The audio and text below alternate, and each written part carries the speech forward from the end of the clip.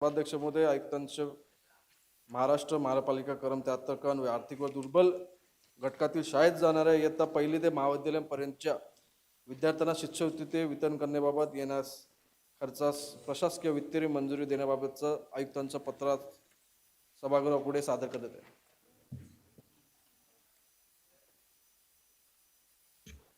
बोला देसाईजी. आम्हाला फक्त त्यात सूचना मांडायची आहे.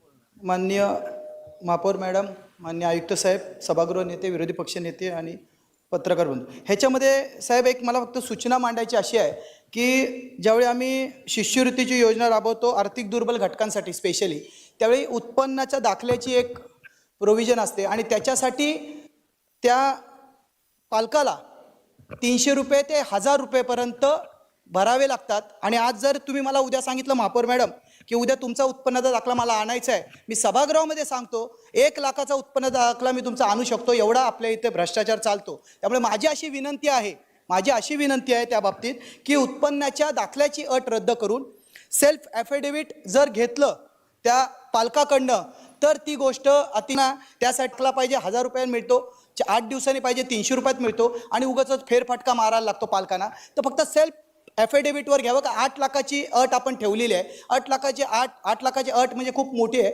8 लाखामध्ये सर्वसाधारण सर्व लोक येतात. त्यामुळे सेल्फ ॲफिडेव्हिट जर घेतलं तर त्याचं बऱ्यापैकी होईल. आणि दुसरी महत्त्वाची सूचना आहे की आपण ऑगस्टमध्ये फॉर्म भरलेले आहेत आणि आजचा महिना आहे मार्च एप्रिल महिना, अजूनपर्यंत शिष्यवृत्तीचे पैसे मिळत नाही. तर त्याचा एक टाईम बॉन्ड असावा. एक फॉर्म भरल्यानंतर किती 3 महिन्यात, 90 दिवसात, 120 दिवसात जे पैसे मिळावे यासाठी जरा एक माझी सूचना होती. अनुबंध देणारा गायब झाला आमचा, तर कोणीतरी अनुमोदन याला सूचनेला अनुमोदन द्या. सन्मान्य अभिजित देसाई यांनी जी सूचना मांडली आहे त्यास मी अनुमोदन देत आहे. यस.